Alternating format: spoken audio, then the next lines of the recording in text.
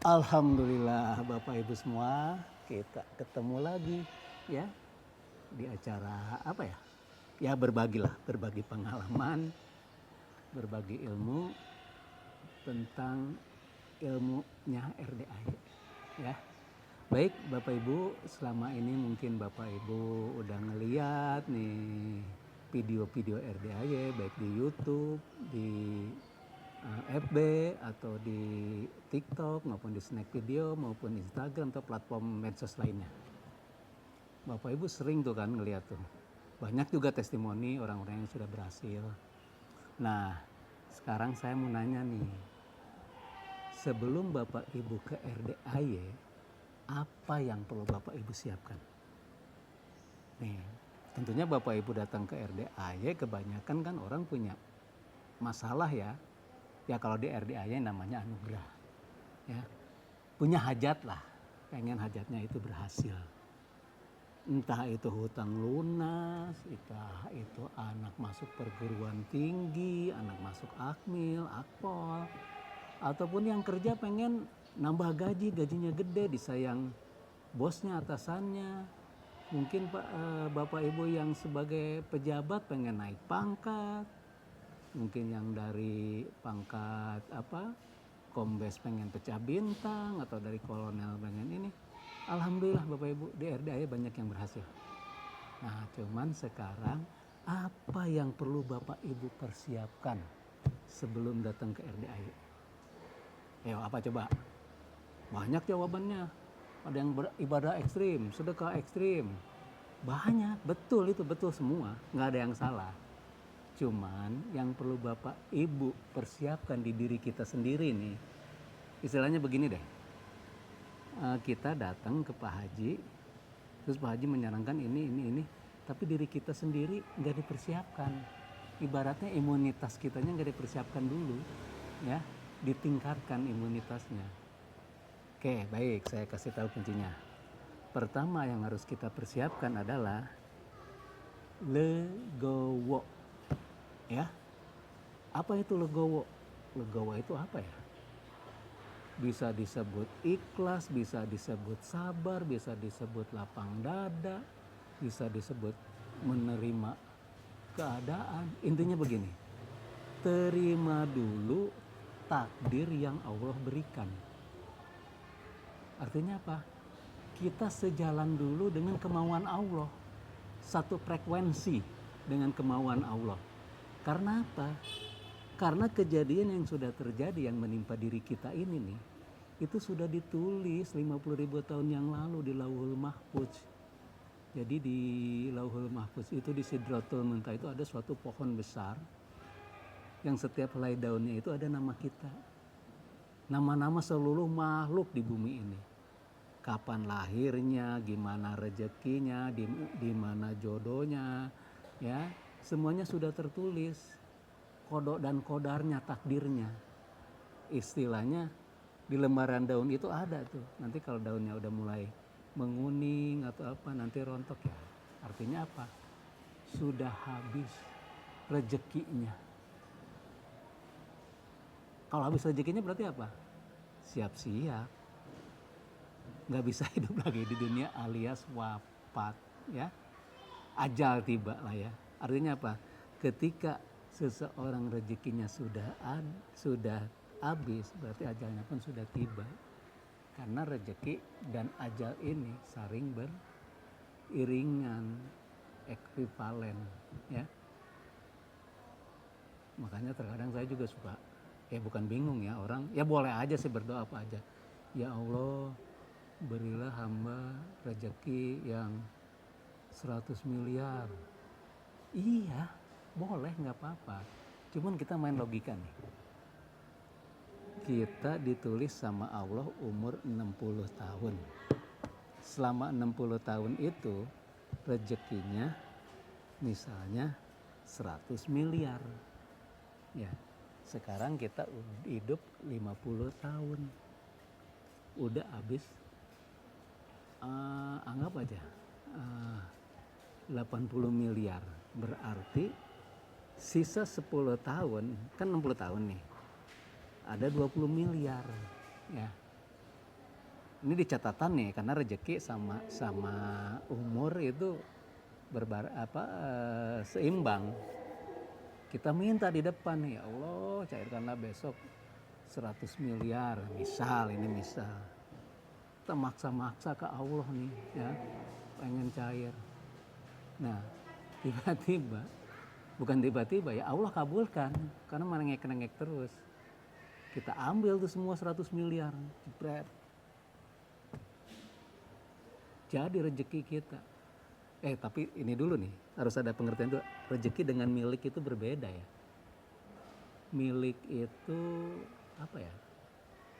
Rezeki itu kategorinya luas ya. Rezeki itu apa-apa yang sudah kita nikmati, kita makan. Kalau milik kan kesemuanya, artinya apa? Kalau milik itu masih ada bagian orang. Ya. Ada hak orang, apa yang kita punyai, tapi tidak semuanya jadi rezeki kita gitu. Itu ada hak orang yang harus dikeluarkan. Ya. Nah, kita minta tuh 100 miliar terus jadi rezeki kita. Gimana tuh? Artinya kan udah di DP tuh jatah kita yang 20 miliar. Ya nggak salah juga, nggak salah. Cuman yang bagus itu kan Pak Haji ngajarinnya begini nih. Umur panjang, rezeki panjang, kesehatan panjang, jodoh panjang bagi yang punya jodoh. Yang nggak punya jodoh ya tunggulah jodohnya ada. Oke, tadi kita kembali ke apa yang harus dipersiapkan ketika kita datang ke RDAY. Tadi satu pertama legowo, terima dulu takdir Allah. Artinya apa? Wadahnya itu diperbesar dulu. Apapun yang terjadi yang menimpa kita sampai detik ini itu sudah seizin Allah, tapi belum tentu Allah ridhoi. Betul nggak? Mungkin selama ini kehidupan kita yang jauh dari kata-kata keridhaan Allah, ya kita terlena, kita juga mungkin beribadah kita juga kurang karena keasikan apa ya, keasikan bermaksiat kali ya. Oke, artinya apa yang sudah terjadi itu merupakan takdir yang harus kita jalani. Kejadian ini sudah seizin Allah, tapi belum tentu juga Allah ridhoi. Ya enggak? Nah sekarang bagaimana caranya kita mencari untuk mendapatkan ridho Allah supaya Allah menyelesaikan masalah kita, ya. Pertama tadi terima dulu takdir Allah, legowo, ya. Legowo itu artinya lebih luas, bisa sabar, bisa ikhlas, bisa jembar hati, bisa menerima apapun kejadian yang Allah berikan. Yang penting saya tidak kehilangan Allah. Kita mau kehilangan istri, kehilangan harta, kehilangan anak, kan semuanya titipan. Ya. Oke, setelah kita legowo, yang kedua yakin. Ya kita harus yakin. Kalau kita enggak yakin nanti mentah lagi. Ketika kita kesini, wah ketemu Pak Haji begini-begini, kita yakin begitu keluar, apa benar ya yang Pak Haji omongin? Tanpa kerja, tanpa ini, kita bisa, kayaknya nggak mungkin deh. Nah, itu akhirnya mentah lagi, nol lagi, ya. Karena apapun, kalau dikerjakan dengan yakin, itu pasti berhasil. Nah sekarang ada berapa tingkat keyakinan? Coba ada berapa? Sepengetahuan saya nih, yang namanya yakin itu ada 4 tingkatan. Pertama, ilmu yakin. Kedua, ainul yakin. Yang ketiga, hakul yakin. Yang keempat, kamalul yakin. Apa itu yakin, ilmu yakin? Contoh, kita yakin bahwa dengan sedekah itu Allah pasti ganti.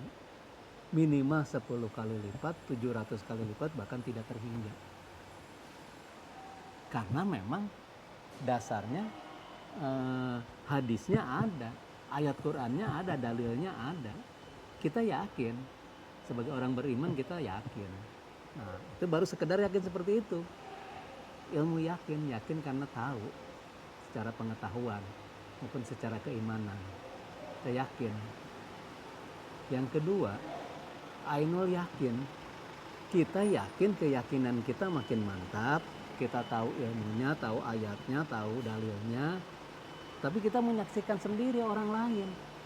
Oh iya, ternyata di RDA ya Haji Marco dengan begini berhasil. Mas Abi dengan sedekahnya begini berhasil. Haji Roni juga berhasil. Melihat tuh kita ainul yakin, karena kita menyaksikan. Oh, tambah yakin kan, ilmunya kita punya, ngelihat contohnya juga ada, ainul yakin.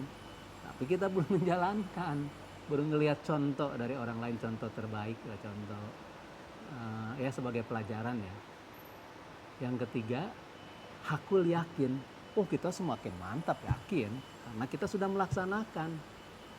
Ketika Pak Haji bilang, Pak Haji, saya besok mau wawancara, tes wawancara kerja, ketemu orang. Kata Pak Haji, sebelum ketemu kita suruh sedekah pembersih WC. Ada berapa orang? Ada 2 orang Pak Haji yang mewawancari saya. Lo berani nggak bos sedekah cari pembersih WC? 1 orang pembersih WC kasih 100.000 ya. Berarti 100 jadi 200. Nah, kita laksanakan tuh. Sebelum kita wawancara, ketemu personalia, ketemu orang yang mau ngetes kita cari dulu pembersih WC, ke toilet atau ke ya pokoknya ke WC lah, baik itu di pasar, di stasiun maupun di mall. Kenapa harus membersih WC?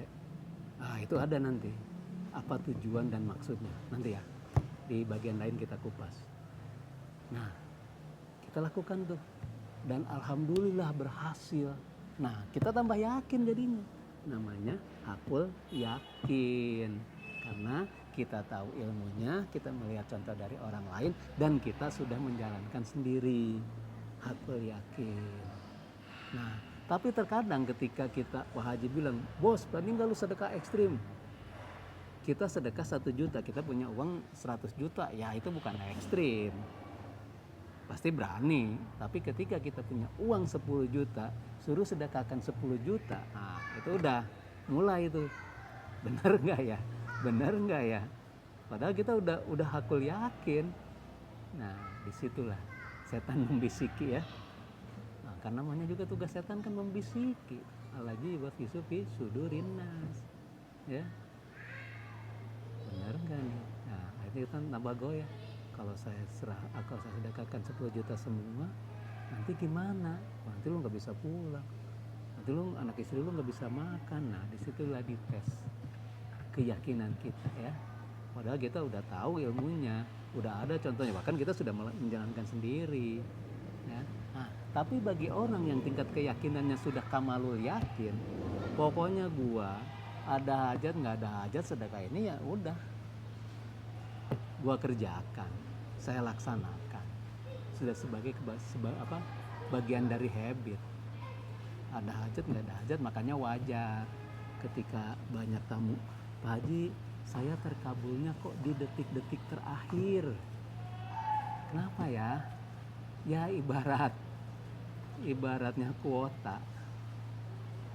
Kita itu nggak punya kuota yang banyak. Jadi ketika kita mau browsing mau apa ya, kuotanya kurang. Tapi bagi kita yang udah punya kuota banyak ya, simpanan amal ibadah yang banyak, kita dekat dengan Allah, apapun yang minta pasti cepat Allah kabulkan. Ya kayak tadi itu, kamalul yakin. Ada hajat nggak ada hajat, pokoknya gua sedekah. Pasti kalau gua butuh nih, Allah pasti kabulkan dengan cepat. Ya. Namanya kamalul yakin. Tapi jadi tadi yakin itu ada 4 tingkatan: ilmu yakin, ainul yakin, hakul yakin, dan kamalul yakin. Jadi yang harus Bapak Ibu persiapkan nih sebelum Bapak Ibu mengerjakan ilmu RDAY, nanti kita bahas ya ilmu RDAY itu apa aja ya. Persiapkan dulu diri kita. Pertama, persiapkan dulu wadahnya, hatinya. Terima dulu ya apa yang terjadi ke diri kita ketika kita ketipu. Udah legowo aja, memang sudah kehendak Allah kok, sudah izin Allah kok. Mungkin selama ini Allah tidak meridhoi, tapi mengizinkan karena udah terjadi. Nggak mungkin kalau sudah terjadi tidak Allah izinkan. Tapi kalau udah Allah ridhoi ya pasti Allah izinkan. Kalau diizinkan belum tentu diridhoi, tapi kalau diridhoi pasti diizinkan. Nih ibarat contohnya, kita punya anak nih, laki-laki, umur baru 15 tahun, maksa nih pengen motor nih. Sebetulnya kita tahu dia udah bisa, tapi kan secara hukum belum boleh, belum dapat SIM. Ya mungkin kadar emosinya masih labil, takutnya nanti ngebut, belum tahu hukum-hukum di jalan raya seperti apa. Nggak kita kasih, tapi dia merengek-rengek terus. Artinya kan kita sebel, ya sebagai orang tua dipinta maksa, ya udah akhirnya dibeliin. Ya sama ketika kita juga mengajukan pinjaman ke Allah, ke bank, pinjaman ke bank nih, kita kan tahajud ke Allah, ngerengek ke Allah, minta supaya dikabulkan. Kata Allah, nanti lu nggak usah maksa-maksa pinjam ke bank, ngajuin kredit, nanti juga rezeki lu ada. Tapi kita kan nggak sabar, ya di tahajud di malam kita terus doa kepada Allah. Nah akhirnya kan Allah kabulkan tuh, malaikat udah kasih aja. Nah kita nggak tahu konsekuensi di depannya akan apa. Sama dengan tadi anak kita itu, karena kan yang tahu kapasitasnya tentang diri kita ya Allah. Mungkin bapak ibu atau bapak belum dikasih rezeki karena mungkin wadahnya tadi belum siap. Kalau bapak dikasih rezeki yang banyak, nanti bapak kawin lagi. Ini contoh ya, jangan ditiru. Ya seperti itu. Artinya apa? Artinya Allah memberikan apa yang kita inginkan, apa yang kita mau nanti di saat yang terbaik. Karena Allah tahu yang terbaik kapan hajat kita terkabul, kapan hajat kita dikabulkan oleh Allah. Ya,